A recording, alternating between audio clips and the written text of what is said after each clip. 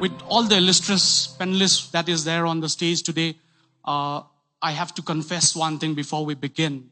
I am the only non-finance guy on the stage today. So I will try to see and be a part of you for finance, for non-finance. That's what I will try to bring across as much as possible. And in case I make a mistake, I hope you will bear with me because I'm just part of you. Well, the topic that we are going to discuss today is development through banking, enabling growth, empowering communities, which is quite a large and a vast topic to be thought of. But having said that, we will try to see as much as possible, try to cover as much as possible in the length and breadth of Sikkim as much as possible. Having said that, we will also try to see how banking sectors have helped. And if I can quickly put a quote that is quite famous amongst the mountain people is that the strength of the river is not measured by the speed of the flow of the water, but the number of people or communities it nourishes. That is what it says. And banking is just like the river. And the number of people it touches, that is the number of community that it helps. That is how good the banking sector is supposed to be. And given that, if I may also add to it, having observed the beginning of the sessions and trying to look at it, and 58 bank branches of SBS in Sikkim, with one adding every year, I think that is a growth that everybody would like to, appreciate. And having said that, I don't know, I was just making a back of the envelope calculations, which I am very used to. And when you say this is a 10,000 crore company, I think this is one of the first, if I may be allowed to use the word, the first unicorn, because that is more than 1.2 billion. That is the number of calculation. And congratulations to the MD. This is one of the first that I know of, $1 billion company or $1 billion bank in the state of Sikkim. And this shows the progress and the stride the government is trying to work with to ensure there's growth in the state as well. So putting this together, if I can move forward, I will also put one small little highlight that when we talk about 58 bank branches in the state of Sikkim, if you look at it, even if you go by the number of SBI, that says that each branch serves 12,000 people in the state of Sikkim. For every 12,000 people, there is a branch of SBS. I don't know if this calculation is ever done. And also, with 1,000 employees that he just mentioned, that makes it for every 700 people in Sikkim, every 700 citizen of Sikkim, irrespective of age, gender, caste, creed, irrespective of that, you have an employee working for you. That's something very amazing. And with that number, if I may be allowed to move forward, so, State Bank of Sikkim, though I'm also not from this place, but having said that, I've met a couple of elderly people, very fondly, they call the State Bank of Sikkim as Sikkim Bank, if I remember this correctly. And this is the fond connection of the people and the bank. I think this is something that we have to appreciate. But having said that, sir, my first question to you is to the MD, sir. And my first question will be to begin with, congratulations on this anniversary. And also, I would like to ask you this question. It is functioning as a treasury as well as functions as part of the government, SBS as such. So, from a general perspective, how is it contributing in general to the development of the state? Though we have mentioned earlier, if you could kindly set lights on it to begin the story and the context forward. It will be very kind of you, sir.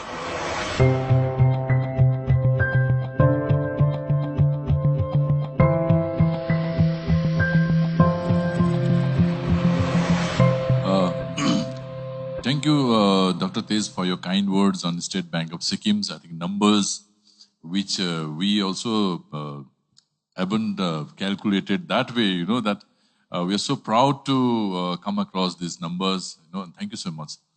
As far as your question is concerned, that we are a quasi-treasury come banking institutions functioning in the state of Sikkim. And as you have asked now, how we are contributing in the economic development of the state. I think if I put this in such a way, that I think we have, over the years, we have touched upon, I think, each and every program of the government, right? Sikkim Sarkar ko jati vada अपनी programs जरूर छ, development schemes जरूर छ. So you call it construction of roads, you call it the construction of hospitals, You call it constructions of schools, and any other infrastructure development. Jatiwada pani Sikkim government ko programs haru cha. So these are taken up by our local contractors, And in Sikkim, one of the major problem is about, the working capital funds, that these contractors needs, So these, most of these projects are funded through these contractors as a working capital funding by the state of Sikkim. Today, maybe there are many loans which might have gone into NPA category, which is always been we are accustomed to accused of, Tara एउटा चीज चाहिँ clear हो है हामीले जुन funding गर्यो यो जति प्रोजेक्ट्सहरुमा आज हाम्रोमा स्कुल बिल्डिङ छ I think if you see school building, it's if you school buildings, hospitals or jati even cha. So per capita infrastructure jati Sikkim government le aile samma develop gareko cha त्यसको पिछाडी is State Bank of Sikkim. Hahn raw State Bank of Sikkim ले यस्तो प्रकारले हामीले government को प्रोग्राममा facilitate गरिरहेको छौं हैन. And apart from that, recently very noble schemes of the government of Sikkim, the Ama Sasaktikaran schemes, जुन चाहिँ launch गरेको छ, all accounts are with the State Bank of Sikkim. र हामीले US मा यो पनि गरेको छ with the guidance of the Honorable Chief Minister. Just जो यो आमा सशक्तिकरण schemes को accounts हरु maintain गरेको छ, and the best आमा सशक्तिकरण schemes को चाहिँ आमा accounts हरु छ. This is the noble schemes of the government of Sikkim. जसले चाहिँ यो seed money जुन चाहिँ government ले दिन्छ त्यसमा राम्रो account operate गर्यो भने first the best accounts is rewarded with 3 lakhs, the second best is rewarded with 2 lakhs, and the third best with 1 lakh is annually. त्यो चाहिँ government of Sikkim को schemes हो. तर हामीलाई भनेको छ यो चाहिँ तिमीहरुले encourage गर्नुपर्छ भन्दाखेरि हामीले गरेको छौं. And this time we have proposed अहिले सम्म चाहिँ हामीले स्टेट मा यो 3टा दिन्थ्यौ. So this time चाहिँ हामीले honorable chief minister लाई भनेर उहाँले हामीले सजेस्ट गर्यौं कि now from next year चाहिँ हामी यसलाई district wise मा यो first second third लिएर आएर first लाई 3 लाख 2 लाख 1 लाख गरेर हामी 6 वटा डिस्ट्रिक्ट मा 18 वटालाई हामीले रिवार्ड गर्ने, जसले चाहिँ राम्रो पैसा राख्छ, सेभिङ्स गर्छ र जसले चाहिँ प्रगति गर्दै देखाउँछ त्यसमा चाहिँ हामीले 3 लाख 2 लाख 1 गरेर हामीले यसमा रिवार्ड सिक्किम सरकारको थ्रुबाट हामी दिन्छौं भनेर पनि गरेको छौं. अपार्ट फ्रम दैट हामीले मैले अघि नै मैले इन द फर्स्ट सेसन मैले भने जुन चाहिँ स्किल युथ स्टार्टअप स्किममा हामीले पार्टिसिपेट गरेर we have financed close to 2,000 youngsters. Out of from that 2,000, internally we calculated, I think employment generation from those 2,000 units are not less than 10,000. So 10,000 employment generate bhako cha in Sikkim through this skill youth startup scheme. Yo government of Sikkim को जुन चाहिँ flagship programs हो र त्यस्तो प्रकारले हामीले we are contributing in the development of the Sikkim. Thank you so much, sir. I think that is a wonderful insight into what we will move forward with. Since it is dealing with the bank and moving forward with the bank alone, and we have Mr. Phurba sir from SBI as also representing as the lead bank manager. So you also have, I would not like to miss the fact that SBI is the second largest number of banks they have in branches in the state of Sikkim with 41, that's what it is. So that calculates to approximately about 17,000 for every 17,000 approximately, if I'm not mistaken, if my calculator is correct. So it should be for every 17,000 you have one bank branch. That is the kind of service that you're providing as the second largest branch. So continuing with what our MD has just mentioned, I was just wondering, what are the roles that SBI and also in capacity as a lead bank, as you also have a say in most of the branches in all other banks in Sikkim, what are the roles that the bank plays in enabling the growth and empowerment that you have seen in the last 5-6 years? Would you like to highlight, sir? Yes, banking, as we know, is, as MD sir said in his inaugural speech, that it is the driving engine for growth of the economy. So in Sikkim, it is no different. If we see at the pan-India level also, banks have been driving financial inclusion. Financial inclusion is something that the government of India had started driving, and the basic aim was to cover maximum citizen under, to bring maximum citizens into the formal banking channel, right? So I was going through our data, around 2011, the number of the percentage of adults above 15 years having formal bank accounts was only around 35%.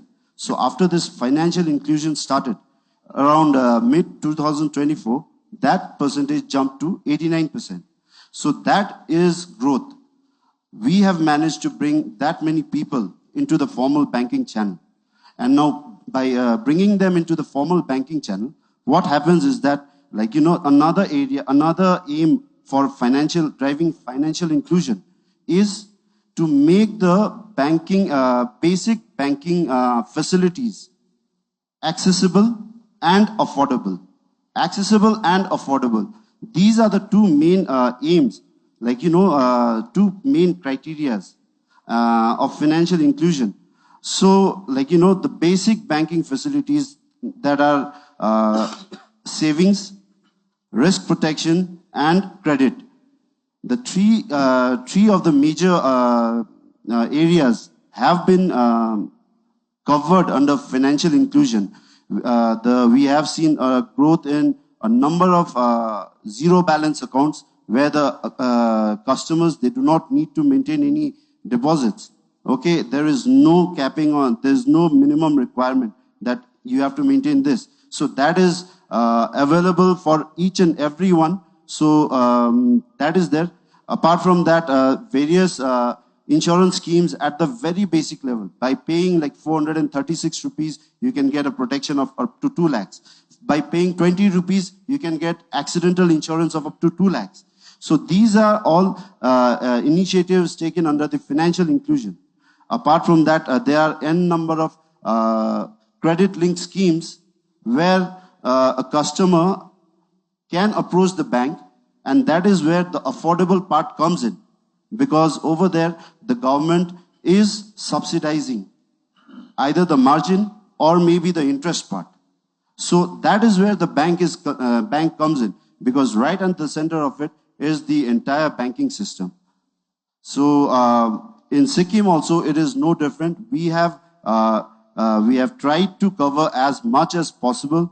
I'm not exactly sure about the data, but in Sikkim, the account coverage ratio is higher than the national average. Thank you. Thank you, sir, for the insight. Moving forward with an experience in the banking side as well as with financial consultant, I am moving towards Mr. Navneet with the next question.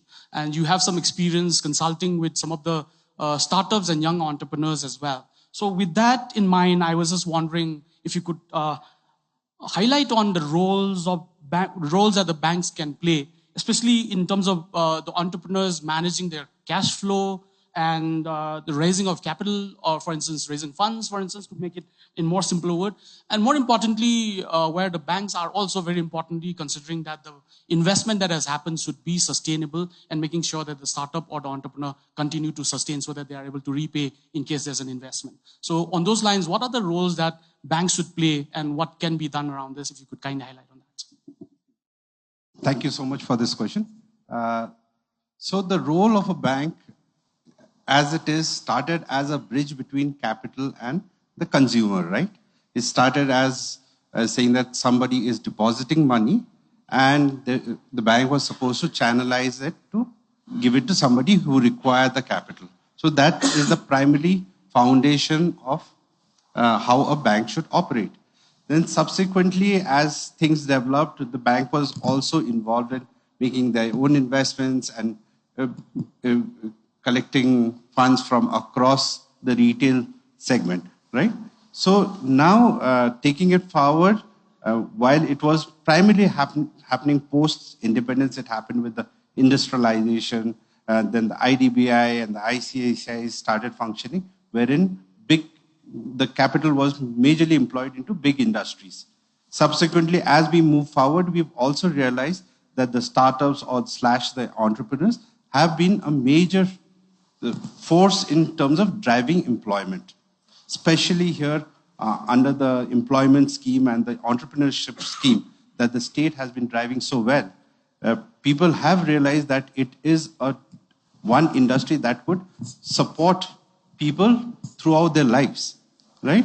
So as a bank, yes, first, how do we go about it? So I'll give you a random example wherein I was talking to a young person about, his first apprehension was, he's just out of college. First thing he said was, bank karule loan di de na, connection chahincha. So I said, what connection do you need? I went to 2-3 people. I went to XYZ banks, and they said, okay, if you know somebody, then only I will get a loan. So my first question to him was, what do you want to do? Right? So he said, I want to start up in this industry. So I said, what have you done about it? So my only suggestion to everyone who's starting this business, before we talk cash flows, before we talk about total addressable market linkages, we talk about balance sheet, anything. First thing a bank would like to see is your conviction in that business. How much time have you spent about studying about that business? If you want to start a poultry business, what is the turnaround time in terms of a poultry versus a piggery? A piggery will probably take about 10 months to harvest, right? Whereas a poultry would be probably 45 days. So the working capital cycle required in a poultry business is much lesser. So are you aware of it? The bank, first and foremost, when the bank manager or the person who is lending meets you, the first thing he will see is your conviction in the business. Then subsequently, they will ask you questions about what is the turnover that you are expecting, what is the gross margins that you expect. Primarily, that is all that is required of an entrepreneur. He will not ask you details about the balance sheet. There are professionals who will help you make the project report. But are you convinced that this market is ready for this product? Are you convinced that the market is big enough to sustain your business? So I think these are very pertinent questions that are there, which every entrepreneur should learn. So as a financial consultant, we help people, we try to educate them, and if they do come to us or even to the banks, I think they are more than apt. The bank managers would be more than willing to help you in terms of formalizing your structure. Thank you, sir. Thank you, Mr. Navneet. Thank you so much for that, sir. Well, moving forward, this is going to be something which is very close to my heart as well as to all the entrepreneurs who are present here today. We have constantly been talking about a term called wealth creation. Wealth creation is something that was really not considered for everybody because it belongs to a certain section of the society where people from the business class can only create more businesses for themselves. And we have always made it felt to the society, in our society, that business can be done only by the business community, and then they have been able to sustain it better. But having said that, today with entrepreneurship and startups being promoted at a different level, both by the government and also with the youths trying to come up with a lot of innovative ideas, wealth creation is an open discussion in today's thought process. And with that in mind, I was just wondering if Pravin could highlight on what kind of changes he has seen in the way wealth creation has happened, because he has been doing a lot of auditing and a lot of process that the compliances that is necessary. And suddenly he finds that the other day during conversation, he said that now there are more startups coming for compliances than the older companies, and now he has to deal with it. But while doing so, we need to understand the fact that we are creating more wealth, and there is a wealth distribution happening across the society. So in those lines, if you could kindly highlight how this wealth creation is happening in our society in Sikkim, as well as in India in general. Thank you, Dr. Tej. So when we talk about development through banking, one of the important aspects what Dr. Tej told is about wealth creation. When we talk about wealth creation, it's not about the growth in the numbers. It's about improving the financial well-being of the individual, of the businesses, of the families, and the economy as a whole. In this, the banks, we professionals, play a very crucial role. The banks, how do they help in creating wealth? First and foremost, for the individuals. A simple savings account helps create wealth. Any person opening a savings account or a recurring deposit in the bank will help them create wealth over a period of time. Secondly, these days, banks are having a lot of investment options like fixed deposits, SIPs, mutual funds, and with this investment doing through the bank, the investors can make their money grow. Third, with the digital marketing, with the digital platform these days, banking has gone to the remote areas also, wherein anyone can start their growing of their funds journey. The second part is the businesses. Banks lend money to the entrepreneurs, to the MSMEs, to the startups. So with the partnership of the startups, MSMEs, and the business house with the banks, there is a transparency in the business. So that way, both the business as well as the banks grow. With this, the entrepreneurs, there is a growth in their operations, there is job creations and creations of wealth for the business house. Now coming thirdly to the society as a large. When banks funds big projects such as in agriculture, transport, hydro, green energy, it doesn't merely create assets. It creates income for the entire community. So thus, I would like to say that a rupee kept in the home is just a rupee after some time. But a rupee deposit in the bank will turn to a loan, then investment, and then creation of a wealth. So together with the MSMEs, the entrepreneurs, the banks, the money invested, there is a vicious circle. The funds goes to the bank, they lend to the entrepreneurs, and then money grows and investment happens. So this way, it is an overall development of the economy as a whole. Thank you. Thank you so much, Mr. Pravin. I think that's a wonderful note to take from you and move forward. Sir, our next question will be to our Honorable MLA, Sir Venyukma, sir. I have saved the best for the last so that we will be more excited about hearing from you with your vast experience in finances, in policy making, as well as being part of the public affairs on expenditures and other things. So, more connected to the global policies and the inclinations of the global south that is being built up. And if you see recently the SEO's realignment and the polarity changes, no longer people don't want to be a bipolar organization. There has to be multipolar is something the External Affairs Minister very often quotes and says that you should not be a bipolar society anymore globally. Rather, we should move towards a multipolar organization. And with ourselves distancing, India distancing ourselves from the West, in particular America, if I have to mention, and if I may use the right, I don't know if it's right to use, but with all the trolls going to town, I was just wondering, we in Sikkim and Northeast in particular, do you think that realignment that is happening will create some positive impact for us? Will it also impact our entrepreneurs who are working at a very early stage because of the tariff that has come in with 50%? If I buy something that is 80 rupees, that's going to cost me 120 rupees, something that is going to be 120 odd rupees, which somebody has to do the absorption. Either the consumer or the manufacturer has to absorb. So with this in mind, I was just wondering if I could request you to set some lights upon how Sikkim and Northeast could benefit or could have disadvantage on this front, on this line, sir. Thank you so much, Dr. Tej. First of all, I have to wrap the question around me and assimilate it such that I could give a tangible and logical answer to it. But there is no such answer as such. There is only my perception of what will happen and what is supposed to happen and how we will benefit.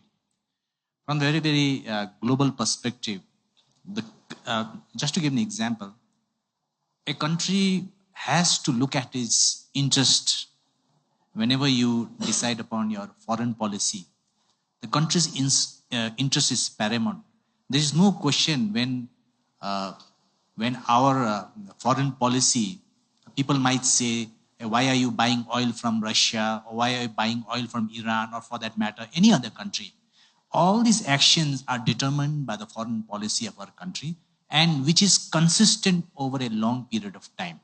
So as you'll very well know, there is a huge turmoil in terms of tariff, which is going on in the world, with America imposing 50% tariff to Indian imports. The question here is, who is going to benefit and who is going to go at a loss? I personally feel that everyone will be hurt. Okay, when you impose a tariff like that, first of all, the American consumer is going to get hurt because they are not having access to good quality and reasonable Indian products. No doubt, Indian importers will also face the brunt because Indian exporters will also face the brunt because whatever foreign exchange earning is there, that will be reduced because some other country like Bangladesh or Vietnam will be able to sell products at a cheaper rate to America. So this is a case and situation which the country as a whole has to absorb. So there is no way out. It is a long-term policy decision which the central government has to make, or for that matter, some state governments have to make to absorb this shock such that some relief is given to MSMEs or some big corporates also. So this is one part of it. Now, when there is a global realignment and when you talk about multipolarity, the issue out here is how do we as a country or a region adjust to that kind of a disruption? For example, I'm just giving an example from my mind and which is a historical fact. If you look at the region of Sikkim and Northeast and Arunachal Pradesh, Sikkim and Darjeeling and Kalimpong and all, if you go back to the 50s, there was a huge trade called the Indo-Tibet trade through two passes, Jelapla and Nathula, and through Bomdila in Arunachal Pradesh. And if you look at all the sub-Himalayan belts, there are a lot of passes through which trade used to happen.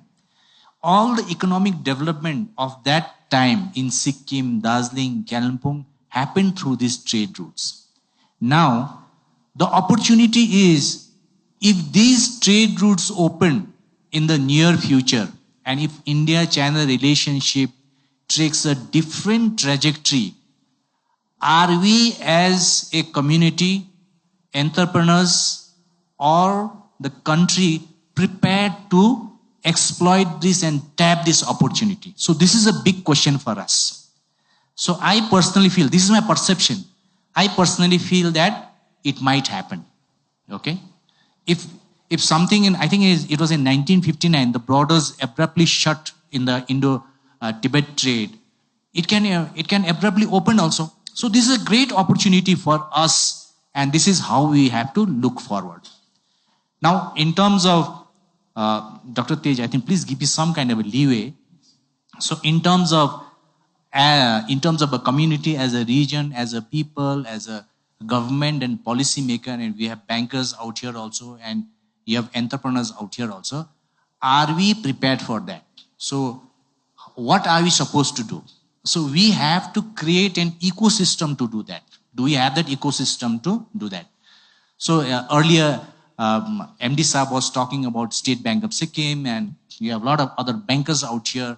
Like, whenever you talk about survivability of a bank, and whenever you talk of how the bank is successful and doing good, like State Bank of Sikkim under his leadership, you have a 10,000 crore kind of a turnover, which is very good, like unicorn thing, and it's amazing. Like for a small state like Sikkim, and for an institution like State Bank Sikkim doing it, it is amazing. But what are the unique propositions which the State Bank of Sikkim does? So I personally feel there are one or two things. Number one is that State Bank of Sikkim is a very, very personal or personalized banking institution, okay, which has got its ups and downs also. When someone asks for loan in the State Bank of Sikkim, Sikkim is such a small place that you know that whether that guy has a credibility or not. Okay? Because you are able to ask that, how is this guy? Whether he's able to repay or not? Is he sincere or not? So these are knowledges which the State Bank of Sikkim has, which I suppose other big public sector banks or private sector banks may not have access to. So this is one unique proposition of the State Bank of Sikkim, and it is a very big strength also. Maybe State Bank of Sikkim will have so much of networking in Sikkim that they will say, hey, please deposit money in our bank, we look after it. So most of the, like the earlier panelist was talking about wealth creation, but how do you make someone buy SIP, financial instrument? It only comes through your personal, personal touch and trust which the bank builds through its personal, which is to the individual. So this is very important for a bank. For example, I remember a bank called ABN AMRO. ABN AMRO was a very, very famous bank. I don't know whether it exists now or not. But ABN AMRO was, if you look at it, ABN AMRO's strength was in terms of diamond business. So they knew how to fund the diamond business, at what point cash flow has to be given, what kind of injection has to be given. So for a banking institution, it's very, very important to understand the particular business also, and that kind of injection and that empathy also should be there for the bank. So these are some of the things which I wanted to share. And other thing which MD Saab has said very, very, he has said it very, even though SBS doesn't come under the RBI guidelines, but it is a self-regulatory body. And you have to understand it very, very, very seriously, that how serious the State Bank of Sikkim is in terms of regulating itself. It is not someone telling you that you follow this, but you are doing it on your own. So this is a great thing for the State Bank of Sikkim. So in terms of, when I say an ecosystem, I'm talking about from the bank's perspective. So the ecosystem as a thought which comes to mind now is that I feel that it may be more than three, but banking sector, one, you have to develop that kind of ecosystem. To do that, must be more receptive from the entrepreneur side also, for entrepreneurs also, and of course government. So the state government of Sikkim under the visionary leadership of T.S. Gole Saab, we are doing it. We have a seeds program out here which which pushes entrepreneurship to a level which is unheard of in any other state. Okay, we are literally hand-holding people and talking about entrepreneurship and how to go forward. But from the entrepreneur's point of view, I'm talking about the entrepreneurs. Now, what we have to look at here is that, see, business is a very, very funny thing. Okay, when you have established business, what all businesses are looking at? Stability. Yes, you want stable policy, you want stable guidelines. You don't want that rules and regulations to change. That is the nature of business. Only when it's stable, then people need to come and invest. But entrepreneurship is a totally different ballgame. When there is uncertainty and instability, then comes the question of entrepreneurship. Isn't it? Then comes the question of entrepreneurship. Like, I like to advise all the young students out here, and if you want to go into entrepreneurship, so if there is a disruption in the market, for example, if there's a technological disruption, okay, one example I can give you is that one of the famous cameras which were there was, I think, company was Kodak. Yes, Kodak. If you remember, Fuji Films and Kodak. Now, Fuji Films and Kodak, they never realized that digital technology is going to replace them. They never realized it. But in terms, later on, this Kodak, Fuji Film disappeared, and you have digital cameras today. Had they realized it, they would still be in business. So entrepreneurship is all about playing with disruptions, maybe technological disruptions, maybe social disruptions. Yes. When I want to give an example of social disruption, something like the working women. Today, more women are working, so the need for gadgets in the kitchen is more. So an entrepreneur will say, okay, what gadgets can I make? Okay, so an entrepreneur will say, all these food chains which have come up. So entrepreneurs should look at disruptions, and it is to play with these kind of disruptions. Like the moderator, Dr. Tej, was asking me what will happen in terms of when the US has raised so much tariff. It's a wonderful opportunity for entrepreneurs. If the US has raised so much tariff, there is the uncertainty in the market. You have to look at it from the opportunity point of view and you have to hit that and come in. So entrepreneur is a completely different ball game. I went to one of the conferences when biotechnology was happening. And one of the questions which I asked was that, what is the government's policy? What are the government's rules and regulations in terms of that? And one guy stood up and said that the government shouldn't interfere in it. If there is no regulation and nothing, then only biotechnology, I'm talking at the Indian level, then only biotechnology will prosper. Because if you look at IT, information technology, which is $1 billion business, and you have so many unicorn companies throughout India and all. If you look at it, when all these IT things started, no one bothered about IT.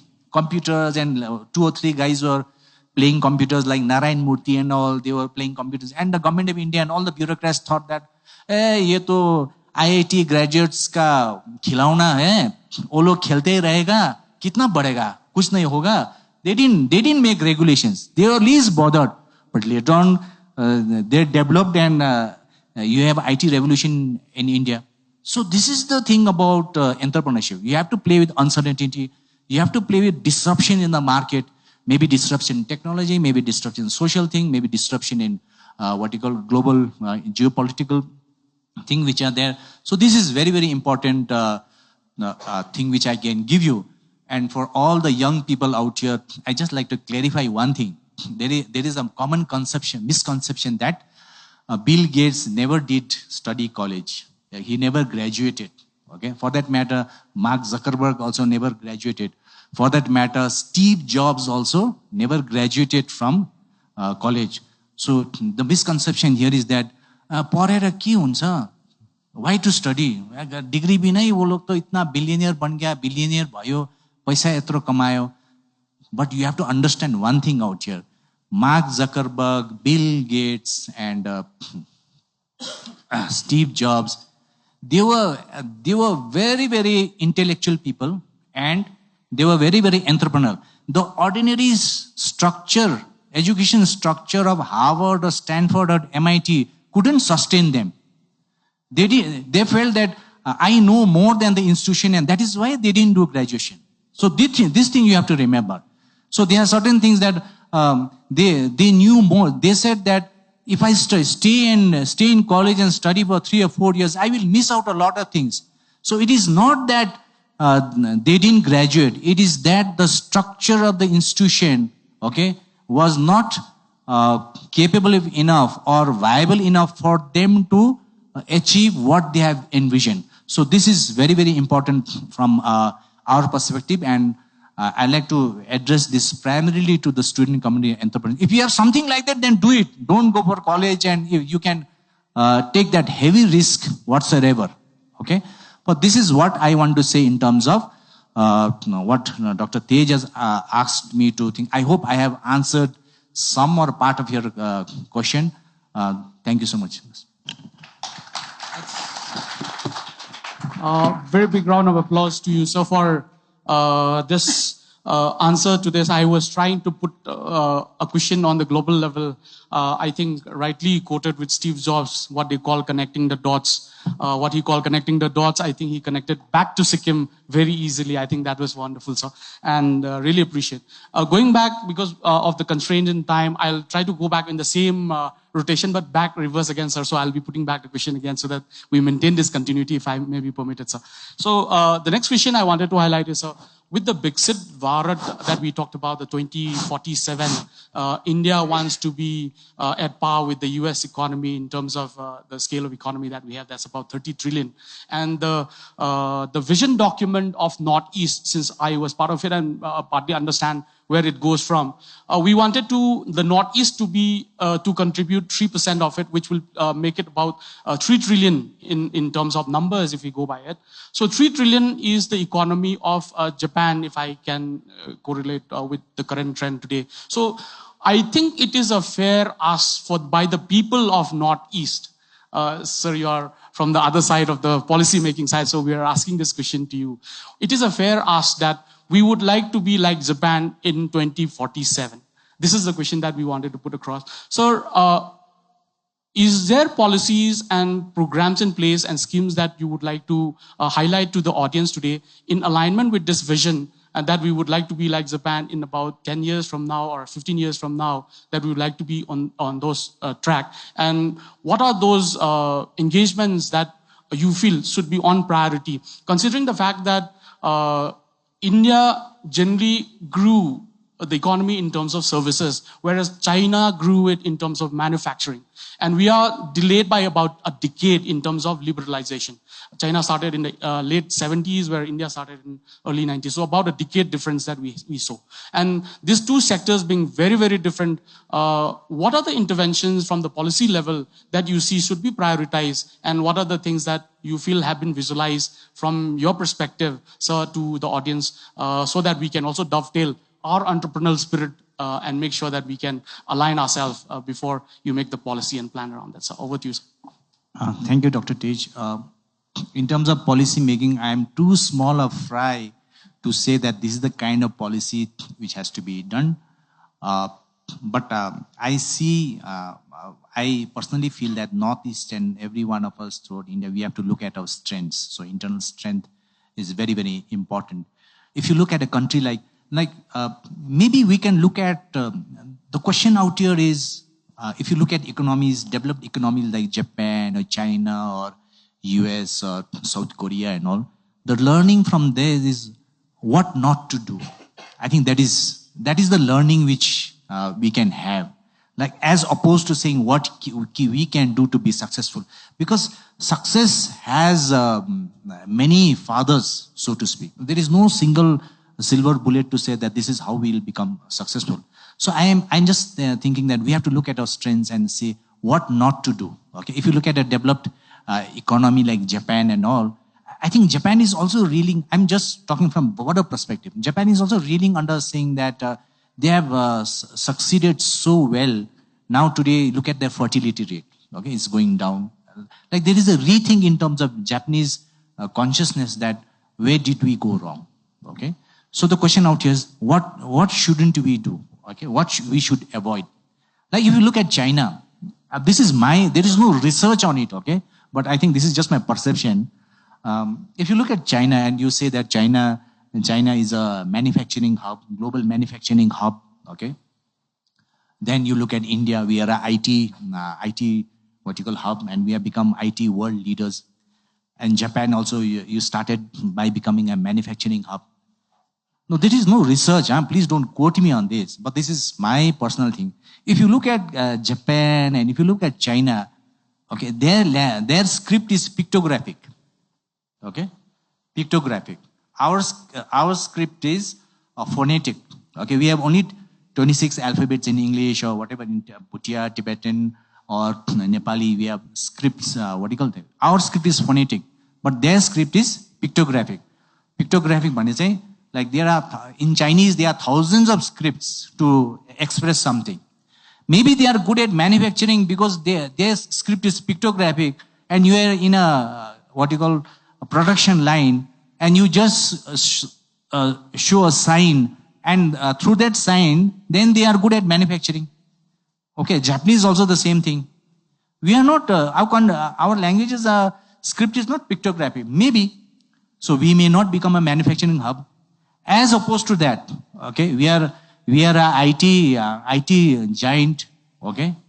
So our people are more into technology thing and all these things put together. But the issue out here is that look at China, okay. If you look at China, for a country like China, China's reform primarily started when Deng Xiaoping became the chairman of the Communist Party. The first thing he did, one of the first thing he did was that he had massive enrollment in universities. So huge, competitive exams throughout China, massive enrollment in universities. Then people who were farming in the villages, they gave up their tools and they sat for university examination, and that was how the thing started. So everything has got to do with human resource development. Everything has got to do with human resource development. Now, for us to visualize and say that this is going to be the next big thing in the future, now it is a waste of time. I personally feel it's a waste of time. Okay. So how do we build this human resource? okay, in this region and throughout India. How do we build this human resources that human resource will be what you call as capable to handle this future uncertainties and exploit this future uncertainties? This is the challenge which we have. So whenever we talk about Vikasit Bharat, and whenever we say that when you talk about Northeast becoming one of the centers of hub for trade and thing, how do we develop this, our region? Our region has got a lot of things, but if you realize all the businesses today, all the businesses are everything to do with human resource and capital, human capital which is there. It is only through that exploitation, I feel that we can improve forward. One quick example which I want to say is that look at a country like Israel. Okay, people from here go to training in Israel, and they get exposed to modern agriculture practices. Okay, drip irrigation and all these things in Israel. Now, if you look at Israel is a country which doesn't have any human natural resources. Okay, all sand and everything. But why are they able to do it? Because of human resource. Okay. So I would emphasize, there may be a lot of factors in it, but I would emphasize that human resource will drive this region, this country forward, because in tomorrow, what is going to be successful and what is not going to be successful, it is very, very difficult for us to judge and imagine. That is why I dread going to colleges and say that, I dread going to colleges and giving lectures on career guidance. Okay, I dread it very much because someone can just, I know one thing, that someone today has become a vlogger and he has got 1 million subscribers and he is earning 7 lakh or 10 lakh rupees per month. Okay, when he was in school, I don't know, no career guidance or no career person may have gone there and said that you become a vlogger and you'll earn this much of money. So this kind of career counseling thing, which sometimes people call me in colleges and say, please give us. I'm very, very wary of doing all these things, because tomorrow's opportunity and tomorrow's business and wealth creation may happen in very, very different ways and means. So that is why I am very wary about giving things. But what I am fully convinced about is that it is only through development of human resource and knowledge that our economy and one region and country can prosper. Thank you so much. Thank you so much, sir. I think that was very well put. And one of the interesting line that I could pick up from your statement is that we all think in our mother tongue and we speak in English. So first we process inside in our mother tongue. By the time we convert, it conveys as something else, something that we could highlight from you. Thank you so much, sir. And there's a wonderful insight to that. And as we move forward, getting back again to Mr. Pravin, as we go through the same circle, and with the time that constraint that we have, we'll try to move as quickly as possible. Mr. Pravin, how do you see the partnership of banks and, chartered accountants? Because you come from this profession. How do you think the supporting the startup and, the support of chartered accountant and the connection with the banks will help the growth and development of a state like Sikkim? Thank you, Dr. Tej. Rightly said that startups are engine to growth. The partnership between chartered accountants and banks plays a very crucial role for any development of the business. I personally feel that the promoters, founders of the startup are very strong in their ideas. They have that conviction in their product and the service. But somewhere where they lack is the financial implications, how to raise the funds, the tax regulatory compliance and all. Now, there is where a chartered accountant and the banks, their partnership comes as a bridge for the entrepreneurs.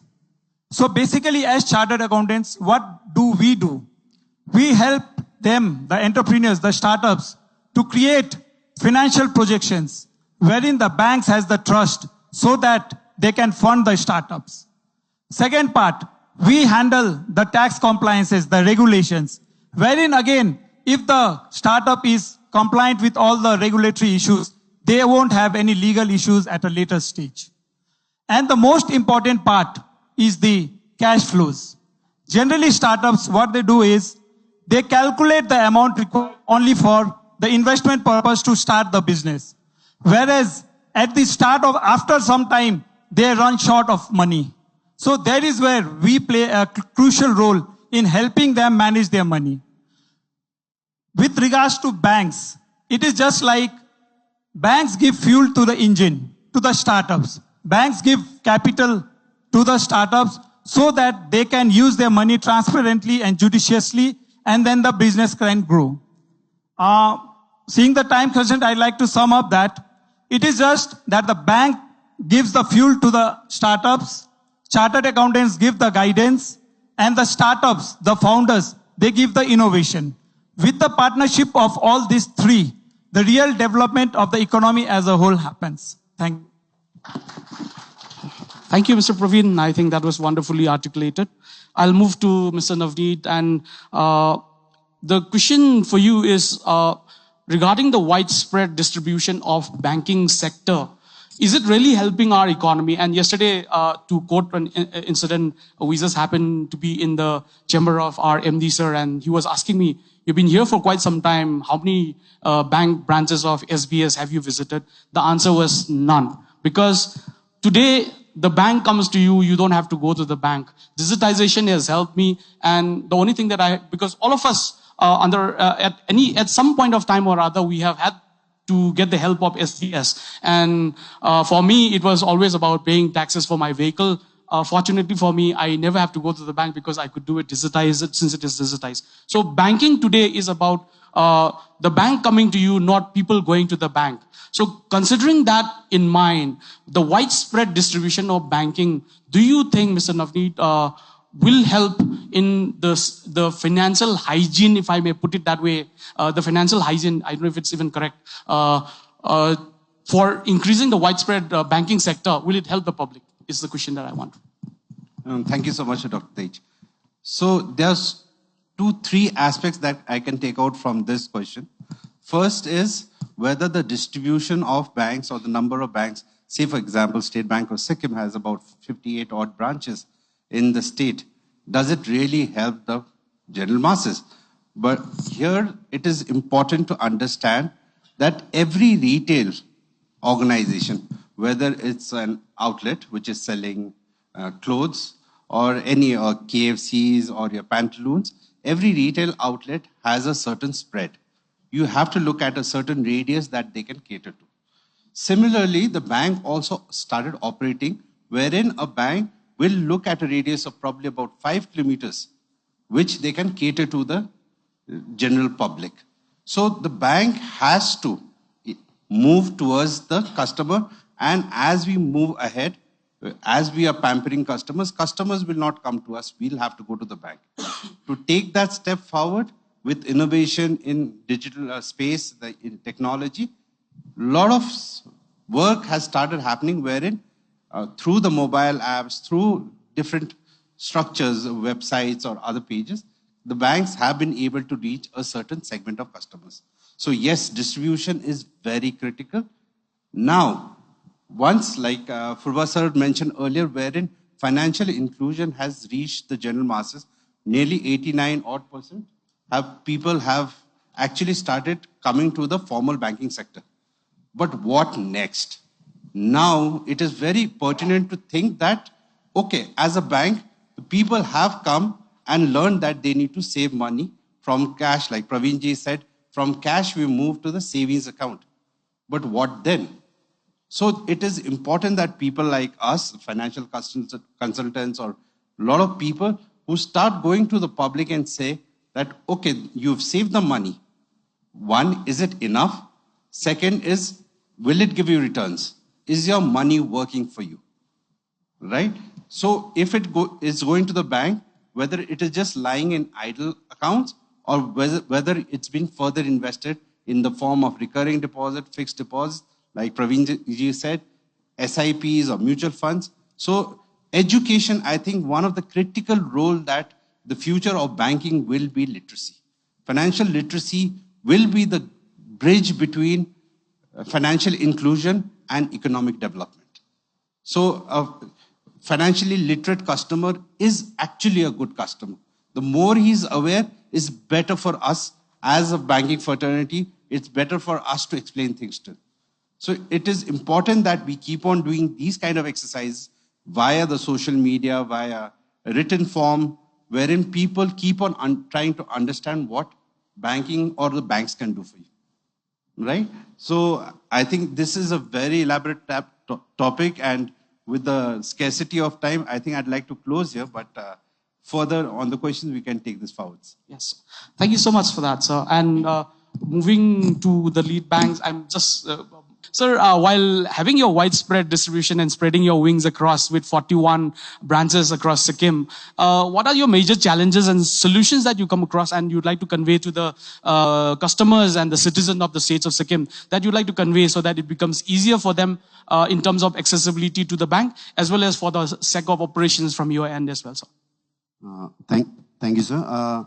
Like Navneet sir has just said, that financial literacy, being financially literate, that is still today, to a large extent, a big challenge for all organizations. And obviously, that is where the role of financial advisors and our chartered accountants come into play. In Sikkim, we have the Seed Cell, who's doing a wonderful job in educating young entrepreneurs, existing entrepreneurs. So the guidance on, like, some technical aspects, on financial aspects, because the grit, the gumption, the conviction that the entrepreneur would bring to the table. But after that, how to go about it? As Pravin sir rightly said, that is where the role of the chartered accountants come into play. So that is one biggest challenge, because we still have a long way to go, right? Practically at the ground level, we see that, like, we may observe some instances of, like, funds being diverted for maybe some other purpose, apart from the one for which the fund was actually intended. So those are the areas where, like, banks, financial advisors, chartered accountants, organizations like Seed Cells, they come into play. So I would say that is the biggest challenge. Apart from that, the infrastructure is there, because as much as I would like to believe that we have done well, but we have still not been able to reach the innermost part of Sikkim also. And over there, State Bank of Sikkim has done a really commendable job in opening 58 branches. Like, nobody could have thought, like, there are 58 locations, bankable areas in Sikkim. But as we see now, it is there, and the people are getting service right at their doorsteps. So that infrastructure thing, which was a big challenge, that has been addressed to a large extent. And third is digital divide. Digital divide, like, many people, especially the older generation, they may not be having, access to smartphones, may be having, but they may not be utilizing it. So digitization of banking for them, it becomes a big challenge. It becomes a very, very big challenge. So over there, like, many of the banks are now coming up with alternate solutions, like, WhatsApp banking, right? So we just need to explore that, like, what are the other avenues? Because a person may not be very fluent in operating their smartphone, but WhatsApp they can pretty much do. Right? So they're very, so those are the kind of solutions the banks can come up with. They are coming up with. And if we can overcome these challenges, then I believe it would be a big boost to the economy. Thank you.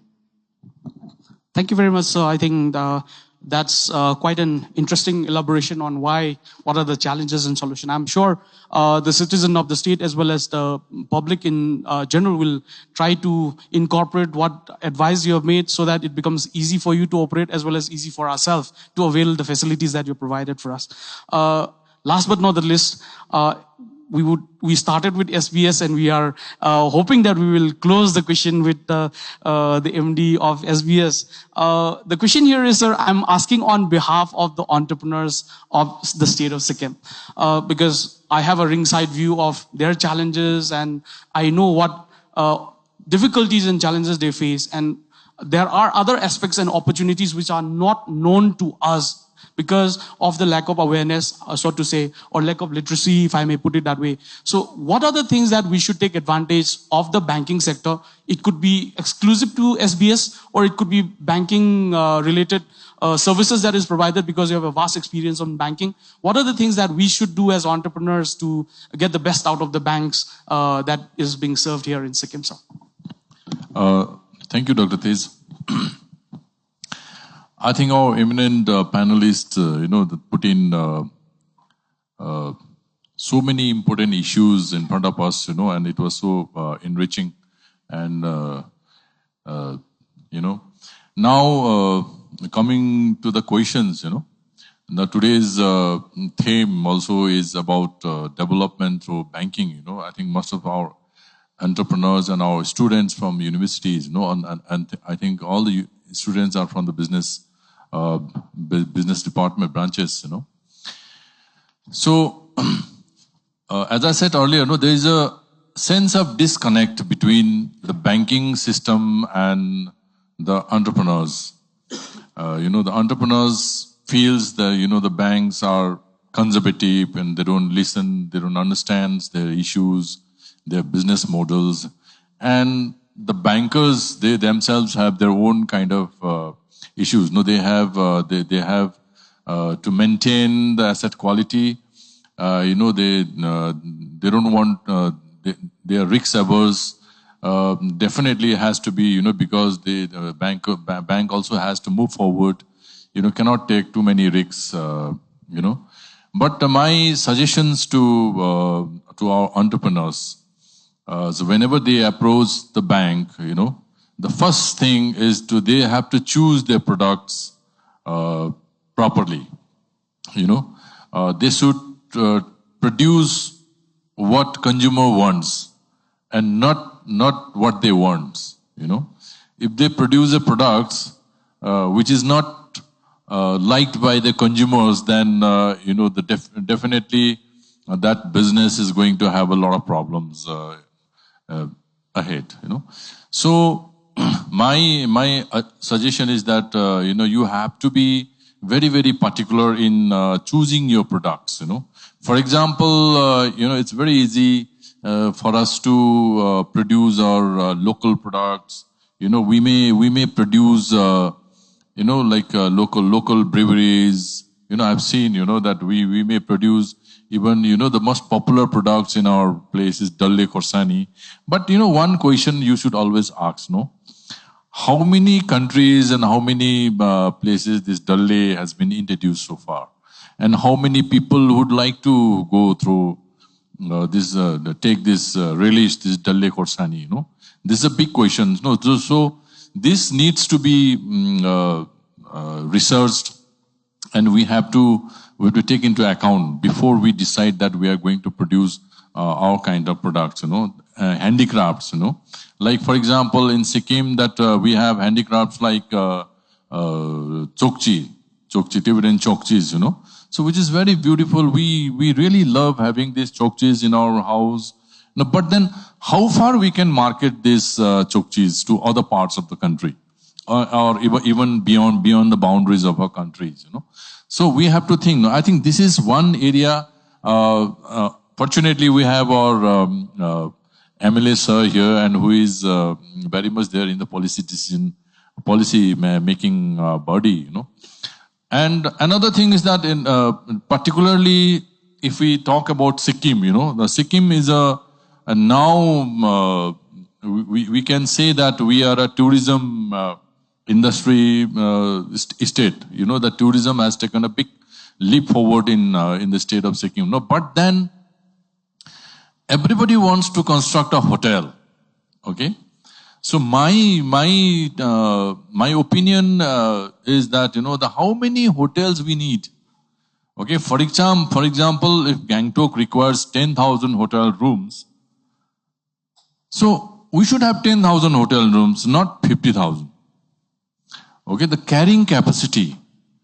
No, this is my personal view that there should be some kind of policy where we should be able to identify where and how many is needed.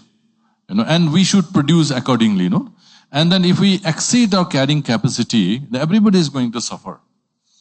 So too many in a very small place is already going to play a very disastrous result at the end. So that is why my personal view is that that we should invest in those areas where it is needed, not what you are interested. If you are interested in investing in a hotel, it's fine. But you just make sure that investment is needed there. Then only we can be able to develop ourselves, progress also. So this is one issue. And another thing, a very good point that came up in the discussion is the financial literacy. Financial literacy and seed sale is doing a wonderful things, educating our entrepreneurs. But my take is that this kind of initiative should be taken at the school level. Because our Honorable Chief Minister's slogan that one family, one entrepreneur, is already there. So we have to prepare our youngsters to take up entrepreneurship from the very early stage. Not that after graduating that you end up trying to decide what to do from here. And in Sikkim, one thing which is very disturbing nowadays is that people are choosing jobs over entrepreneurship or a business. This is a very, very dangerous thing which is happening in Sikkim. So there's a very famous quote, that if you put banana and a job before a monkey, that monkey will choose the banana. Okay, because that monkey doesn't know that job can create wealth and can buy a lot of bananas. The similar is the situation here.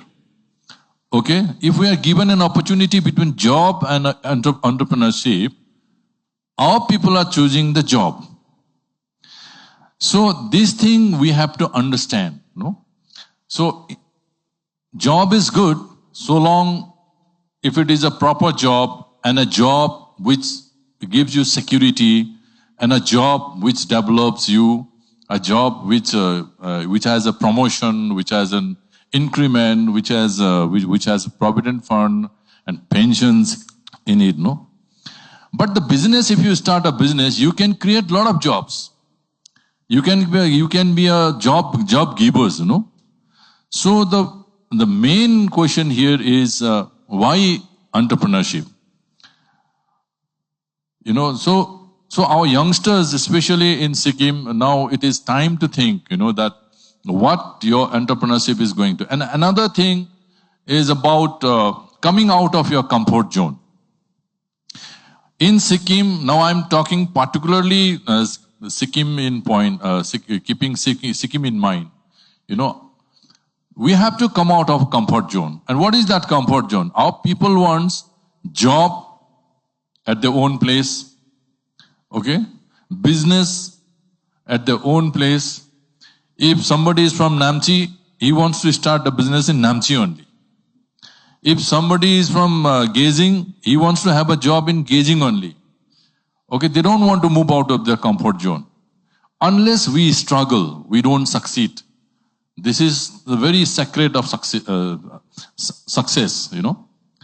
You can see glaring example all over the world, For example, with due respect to all the communities, our Marwaris friends, Okay, in fact, my colleague Pravin is also from the same community. No, Marwar is a place in Rajasthan, which is a desert.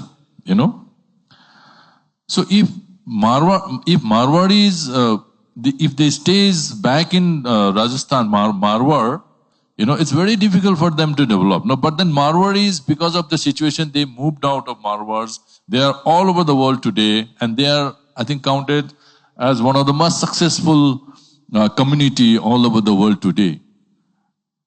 Because they choose to come out of their comfort zone. Similarly, in Sikkim also, we have to come out of our comfort zone. No, we cannot keep on producing only dalle. My appeal to our people is that why don't we go out of Sikkim? Why we complain only people coming into Sikkim? Why don't we choose go out of Sikkim and do business and do entrepreneurship elsewhere in the country? We can do, no? We do have a few examples, of people doing good business in Delhi, in Chandigarh, in other places. I think few of our entrepreneurs has their marketing of momos in Calcutta, and in other places, and they are making huge headlines for us, So that is why I think we have to connect with bank. Banks are there to help you out, but then when you go to the bank, you prepare your project report properly, and as here our MLA sir was telling us that with State Bank of Sikkim being a small place, we don't need KYC. Know your customers, because we know each and every Sikkimese people here, no?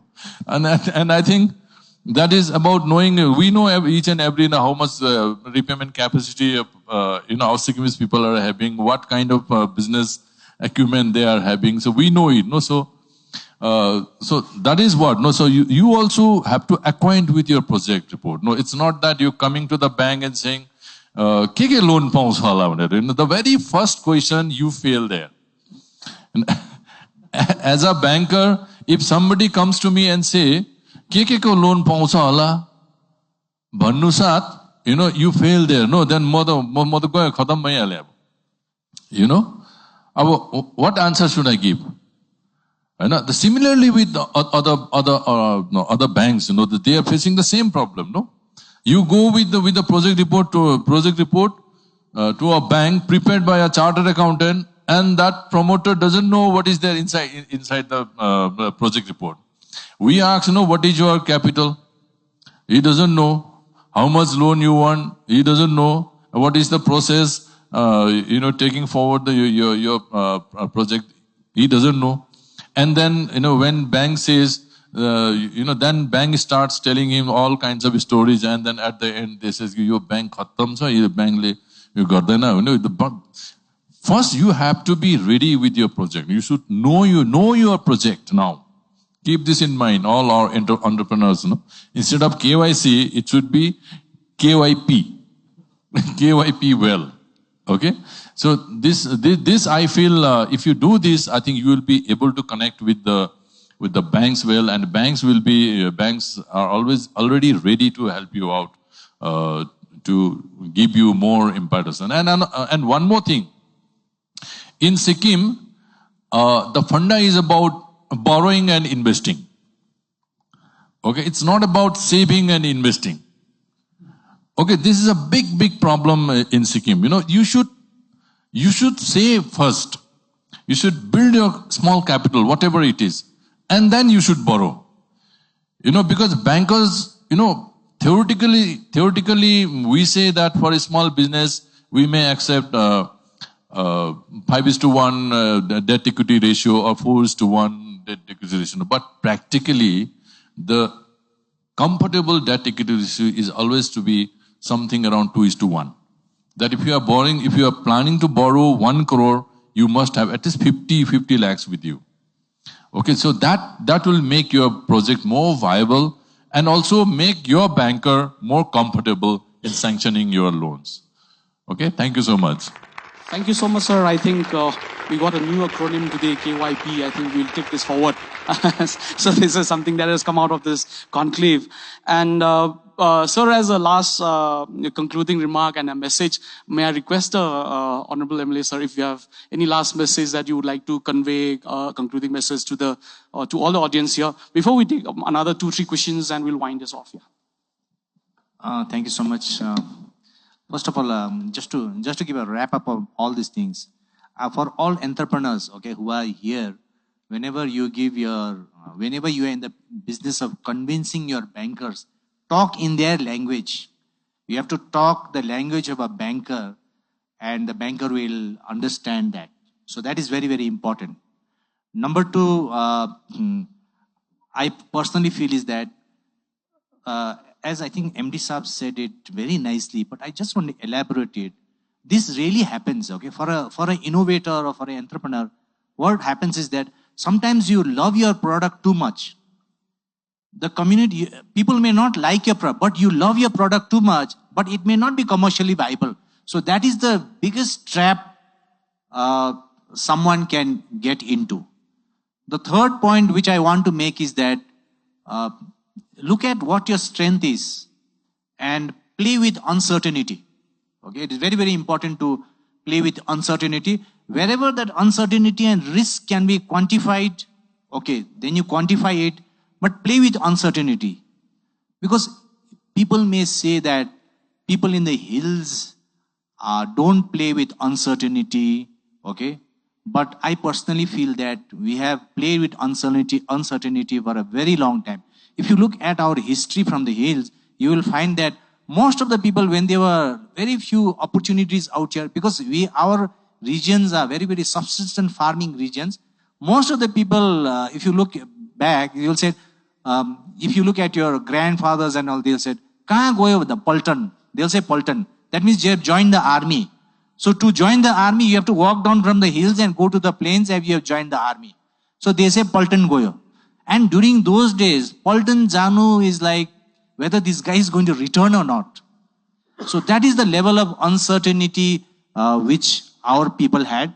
So I think this is also very, very important that you have to understand uncertainty and play with this uncertainty. Of course, financial literacy and everyone, I think the panelists have very much said in terms of financial literacy and all these things which are there. MD Saab has very, very fondly put it that in terms of debt equity ratio, because the bank is basically looking at when you put your capital, how committed are you? Okay, so it is not that the bank is going to fund you 100% and you are going to roller coaster on the funds of the bank. So this is very, very important from our side. From the policy making point of view, from the government point of view, I personally feel, okay, not that I'm a legislator of the government, I'm saying this, but I personally feel that the government of Sikkim, under the visionary leadership of our Chief Minister P.S. Gole Sahab, we have done a lot in terms of entrepreneurship, okay? We have done a lot. You have a separate seat cell to handhold you and do a lot of things. So this opportunity has to be exploited by all the younger generations and would-be entrepreneurs. But for the banking side, I would just like to put one thing forward, that I think this personal banking and personal touch is also very, very important. Because I think the banking side, we are so digitalized, okay? We are not visiting the bank at all, okay? But for older customers, okay, people who have retired, they would like to visit a bank and maybe talk to the bank staff out there, and it will make their day, okay? This is a completely different thing. There may be a handsome cashier out there or a beautiful cashier out there. Maybe you would like to visit and talk to it. So this personal touch of a banking also, I feel it's very, very important. Of course, digitalization is something which we cannot stop at all. So these are the few words which I want to put forward. I'm very, very thankful. I've enriched myself hearing to all the panelists, and especially Dr. Tej for putting us through these beautiful questions which are there. I hope I have made my presence worth, and maybe I think MD Saab will also judge me in terms of or whether it was fruitful or not. Thank you so much. Thank you so much, sir. I think those are wonderful words. As we come to almost the end of this because of the constraint of time, very rightfully said, sir, you said we should speak in the language of the banking people, the bankers, we should speak. I avoid that as much as possible because I'm from non-finance and I don't want to trouble myself. Now that it has come to the end of it, maybe I will try to put back across, because the question will be all from you now. You can speak in finance. One language that I'm aware of and I know with the bankers is there was a movie, I don't know, many of you slightly in the 40s maybe able to remember. There was a movie called Qayamat Se Qyamat Tak. I think many of you have seen that. The banking people talks about, we said the favorite movie of bankers are Quarter Se Quarter Tak. So that is what they generally say. And you can speak, if you have to take a proposal to the bank, talk about from one quarter to the next quarter, and so that you are profitable, they are ready to fund you. With that, I put these questions across on the floor. If there's any question, I think we should take about 3 questions. If you permit, somebody can roll the mic around. Thank you. नमस्कार सबको. मेरा question obviously MD sir से रहेगा. मेरा question ये है कि जैसे कि हम सबको पता है कि जो यंग एंटरप्रेन्योर हैं वो हमारे इकोनॉमिकल ग्रोथ के लिए काफ़ी ज़्यादा मतलब ज़रूरी है, हमारे फ्यूचर जनरेशन के लिए, सारी चीज़ों के लिए. यंग एंटरप्रेन्योर जो 22-23 साल के हैं, 21 साल के हैं, ऑब्वियसली एमएसएमई भी 21 साल के ऊपर के लोगों को फंड प्रोवाइड करवाती है बैंक्स के थ्रू. तो उस पॉइंट पे मैं ये मतलब मेरा यही सवाल है कि जैसे कि हमारा एमएसएमई कहता है कि फंड्स उनको मिलेगा जिनके मतलब सिविल स्कोर्स अच्छे होते हैं, राइट. डॉक्यूमेंटेशंस होती हैं जैसे कि ITR, proof of income, GST returns and so many documents. और इसमें यंग एंटरप्रेन्योर्स के पास ये सारे डॉक्यूमेंट्स मैक्सिमम टाइम्स अवेलेबल नहीं होते क्योंकि वो ऑब्वियसली अभी पढ़ के आए हुए होते हैं.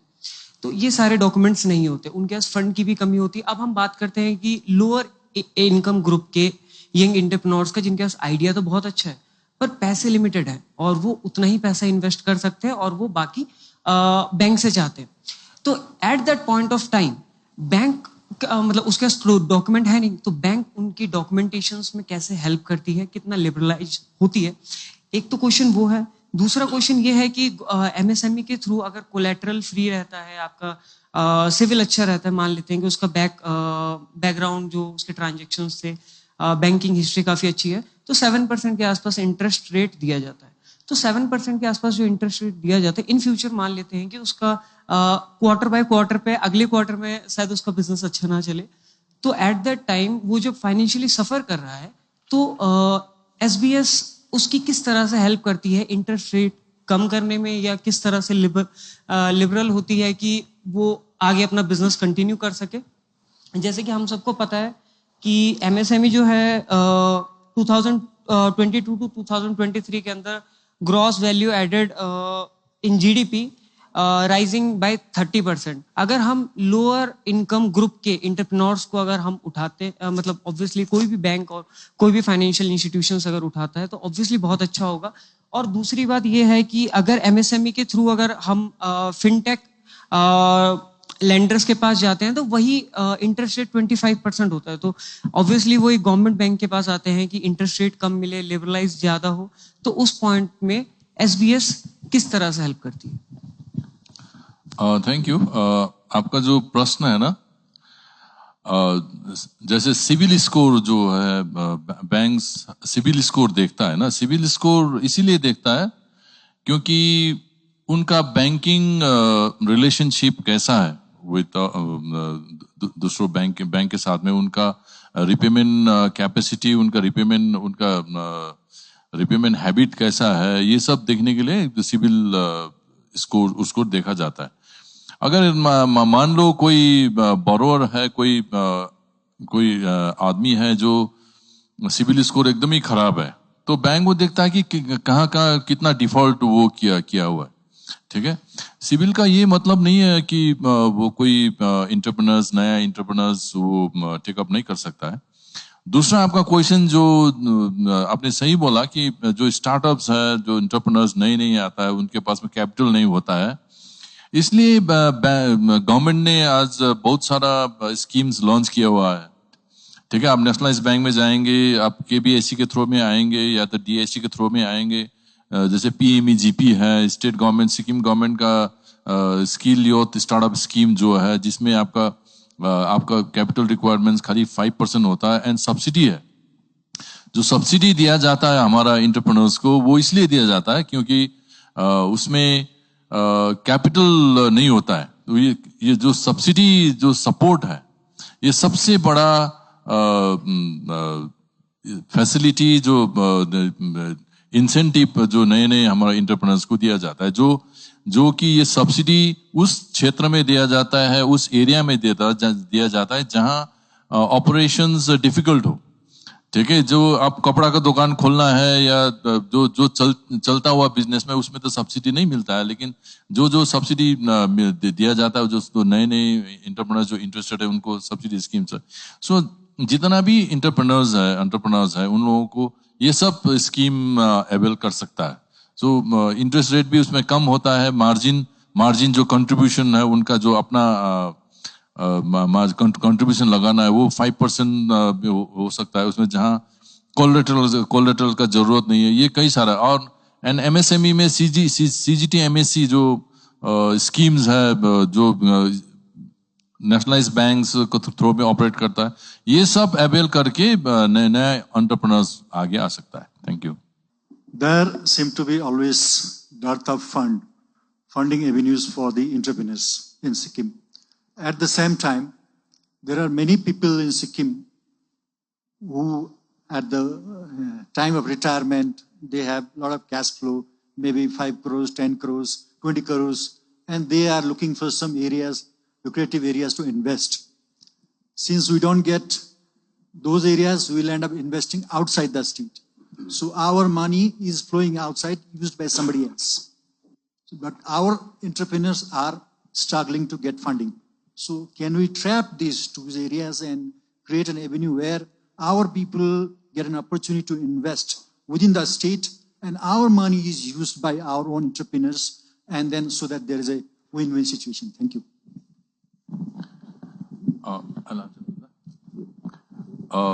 Thank you, Dr. Saab. My simple suggestion to you is that you invest this in State Bank of Sikkim, and your money will remain in Sikkim. Thank you. Thank you so much. I think with this, I've been constantly reminded that we are out of time already.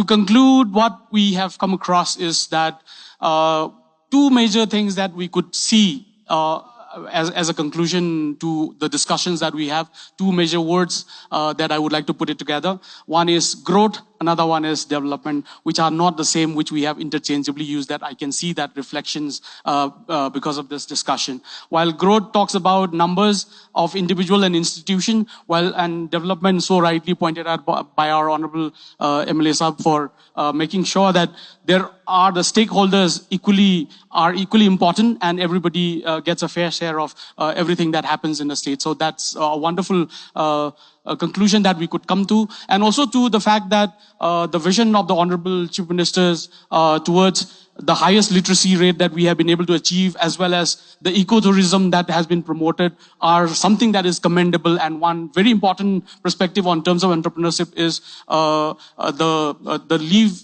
policy that is given for taking up entrepreneurship and their choice of thing, which is something very unique that no other state even has it. So I think with all that, we come to the end of this session, and thank you everyone, and thank you all the panel member for taking out time and being part of this. And we once again would like to thank the SBS for organizing this session and making this a wonderful day, and to Sikkim Chronicle and all the media houses, and also would like to take this opportunity to thank all the members of SBS and all the dignitaries who have taken out time, and the audience to join us today. Thank you so much. Let's give a big round of applause for everyone.